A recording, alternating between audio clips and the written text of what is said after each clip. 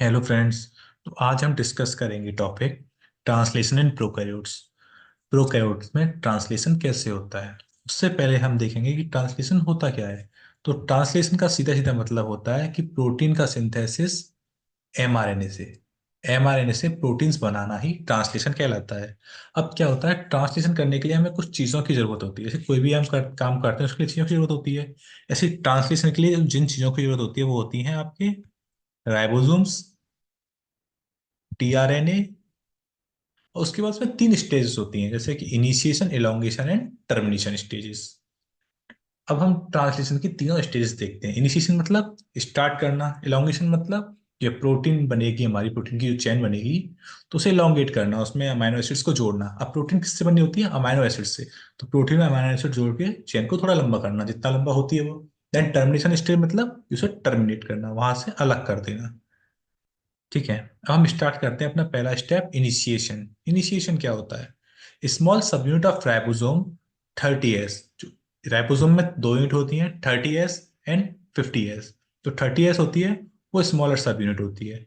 तो smaller unit sub unit of 30S bind with Shine Dalgarno sequence of mRNA. इस Shine Dalgarno sequence क्या होता है, देखो। अब ये हमारा 30S का सीक्वेंस है। एक सेकंड में पेंसिल ले लेता हूँ आपको समझाने के लिए। जैसे कि यहाँ हमने देखा कि 30S का राइबोसोम है हमारा, राइबोसोम यूनिट है। तो ये हर जगह थोड़ी बाइंड हो जाएगी। तो ये एमआरएनए के ऊपर एक पर्टिकुलर सीक्वेंस पे जाके बाइंड होती है।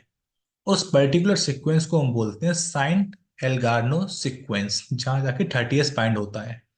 अब ये हमारा 30S बाइंड हो गया एमआरएनए पे जाके। ठीक है।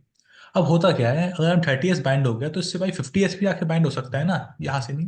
एक्चुअली 50S यहाँ से बाइंड होता है, 50S भी आके बाइंड हो सकता है इससे। तो उससे प्रिवेंट होने के लिए ये हमारे राइबोसोम पे होता है IF3। अभी IF3 क्या है? IF है क्या? ये क्या है? इनिशिएशन फैक्टर होता है। ये क्या करता है? इनहिबिशन करता है 30S और 50S की बाइंडिंग को रोकता है। ठीक है। तो ये हमारा क्या है, 5' to 3', ये हमारा लंबा सा बीच में लाइन खींची हुई है। ये हमारे एमआरएनए को रिप्रेजेंट कर रही है। और ये AUG क्या है? ये AUG स्टार्ट कोडॉन है। आपने पढ़ा होगा, कोडॉन्स पढ़े होंगे तो आपने देखा होगा AUG स्टार्ट कोडॉन होता है। ठीक है।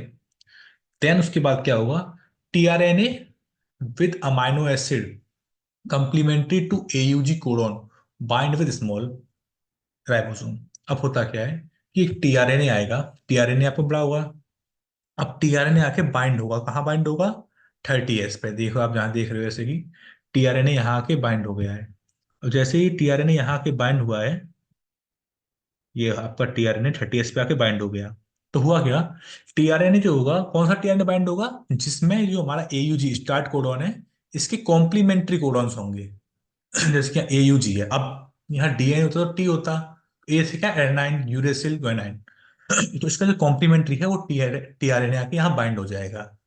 अब टीआरएनए बाइंड हो गया तो जिस जिस प्रकार से 30S राइबोसोम की यूनिट के पास में IF था, IF3, ऐसे ही टीआरएनए से कोई बाइंड ना हो जाए, वो राइबोसोम 50S बाइंड ना हो जाए, तो इसके पास भी IF2 होता है। तो जीटीपी तो प्रोड्यूस करता है। अब यहाँ लिखा है, आगे देखते हैं। Now this complex move along the mRNA until tRNA find its complementary codon. अभी क्या कह रहा है कि ये जो कॉम्प्लेक्स बन गया है, किसका कॉम्प्लेक्स? टीआरएनए और 30 राइबोसोम का कॉम्प्लेक्स। ये इस रो में मूव करेगा, इस डायरेक्शन में मूव करेगा।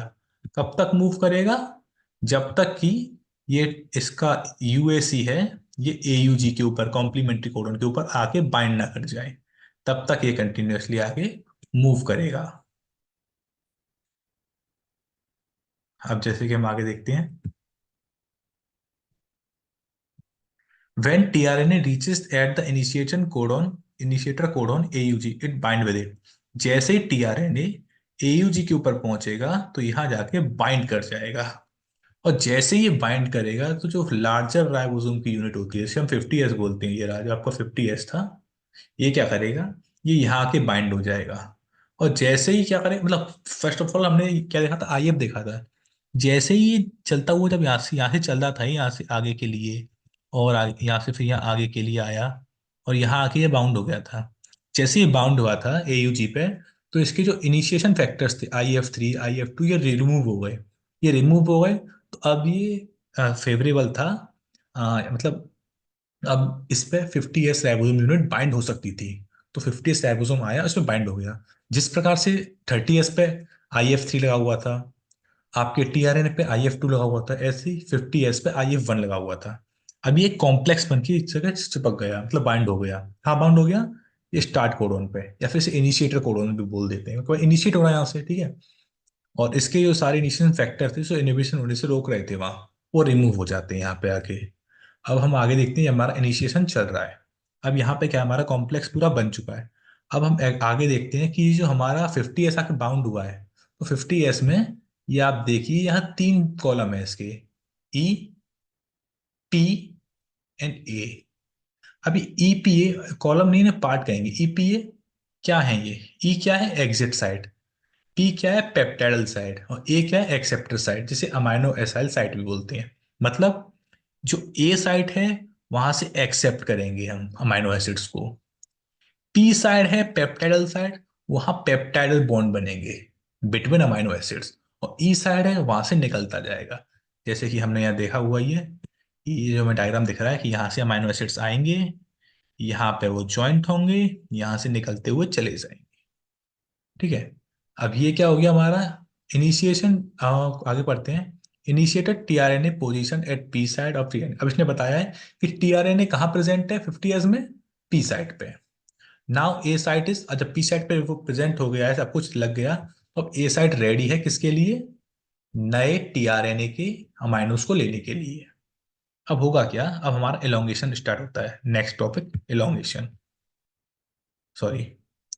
अब इलोंगेशन स्टार्ट करते हैं। इलोंगेशन में क्या करना है, अब हमारा इनिशिएशन हो गया, मतलब इनिशिएशन में क्या होता है, एक बार रिवाइज करते हैं। 30S आके बाइंड हुआ, उस पर TRNA लगा, TRNA के पास एक कोडॉन था, वो अपने कॉम्प्लीमेंट्री तक रन किया, जहां उसे AU चीज मिला वह बाउंड हो गया। बाउंड होके दोनों ने इनिशिएशन फैक्टर अपने रिमूव कर दिए। रिमूव करते ही उस पर 50S आके बाइंड हो गया। 50S बाइंड हुआ तो एक्टिवेट हो गया, मतलब इनिशिएशन हो गया, इनिशिएशन स्टार्ट हो गया। अब क्या इनिशिएशन स्टार्ट हो गया तो ए साइड क्या होगा? ए साइड क्या है? रेडी है आप क्या लेने के लिए? नया TRNA जो है उसे लेने के लिए। क्यों? क्योंकि उसके साथ तो अमीनो एसिड्स आएंगे हमारे, ठीक है। इन फर्स्ट स्टेप, पहले स्टेप में क्या होता है? Elongation second TRNA with GTP EF54 comes in A side. अब होता क्या है, नया जो मतलब इसे अब आगे मूव करेगा। अब भाई ये जो इनका कॉम्प्लेक्स बना है आगे तो मूव करेगा, आगे मूव करेगा तो यहाँ एक और TRNA मिलेगा, TRNA मिलेगा तो आगे यहाँ बाइंड होगा, बाइंड होगा उसके ऊपर यहाँ क्या होगा? Amino acid. तो अमाइनो एसिड होता क्या, ये जो अमाइनो एसिड है और जो पहले वाले में जो अमाइनो एसिड था, इन दोनों के बीच में यहाँ बॉन्ड बनेगा, बॉन्ड फॉर्म हो जाएगा। और जब बॉन्ड फॉर्म हो जाएगा तो फिर वो आगे चलेगा। आगे कैसे चलेगा? अब वो पी वाला ई में चले जाएगा और ए वाला पी में आ जाएगा, वही यहाँ लिखा हुआ है, जैसे हम देखते हैं। Now peptide bond is formed between amino acid. अब क्या होगा, पेप्टाइड बॉन्ड फॉर्म हो जाएगा अमाइनो एसिड्स के बीच में, और जो पी वाली साइट है उस जगह का आगे चला जाएगा और ए राइबोसोम पेप्टाइड ट्रांसफर हो जाएगा। मतलब कैसे, सिंपल समझाता हूँ मैं आपको भाषा में। जैसे कि अब हमारा यहाँ पहला TRNA है, या दूसरा TRNA आके लग गया। अब ये दोनों ये अमाइनो एसिड में बॉन्ड बन गए, बॉन्ड बन गए। अब क्या होगा, जैसे बॉन्ड बनेगा ये वाला चला जाएगा हमारा ई वाले में, एग्जिट में। ये जो ए वाला है ये आ जाएगा पी में, और ए साइड खाली जाएगी नए TRNA, नए अमाइनो एसिड्स को लेने के लिए, ठीक है। अब जैसे ही नया आएगा तो ए यहाँ लग जाएगा, वो नया आएगा, और जो यहाँ था वो यहाँ आ जाएगा, ई में आ जाएगा, और जो ई में था वो निकल के एग्जिट चला जाएगा। तो ऐसी चेन बनती चली जाएगी आपकी।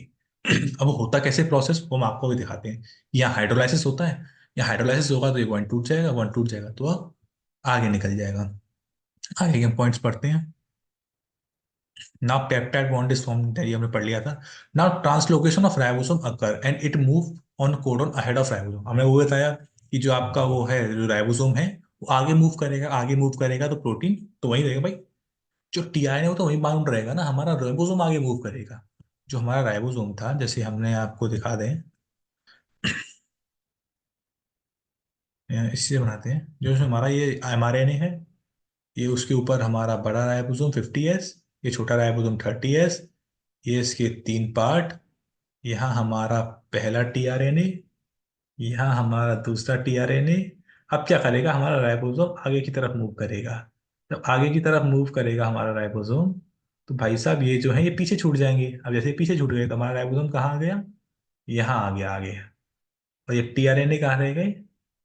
ये पीछे बाउंड रह गए। और यहाँ जो हमारी चेन थी उसमें से ये जगह से टूट जाएगा। ठीक है,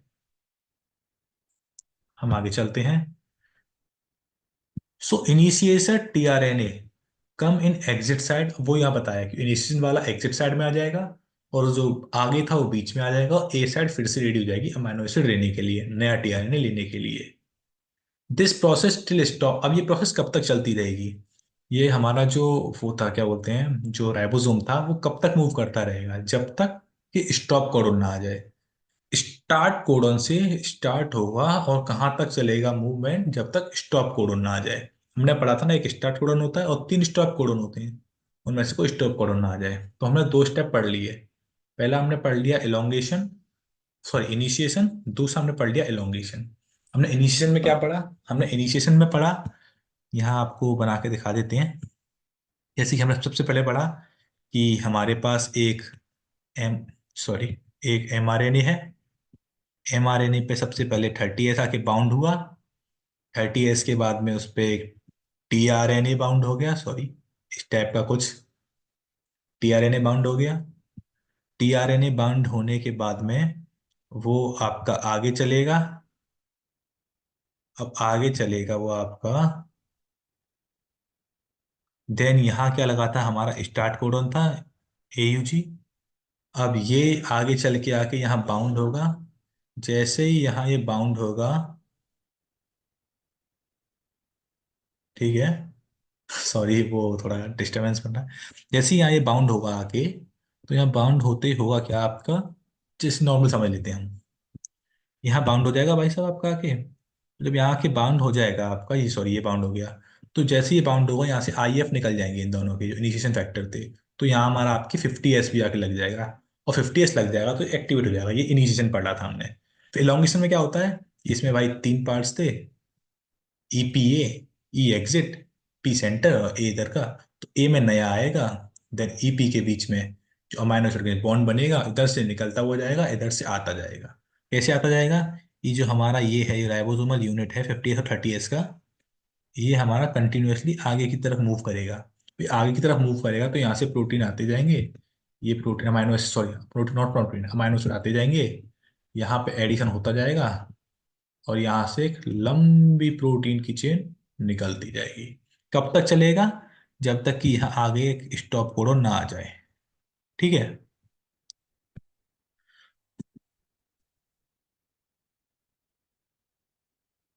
ठीक है, स्टॉप कोडन ना आ जाए। ठीक है, अब यहाँ क्या लिखा है हमारा आगे, कि when stop codon terminate codon occupied.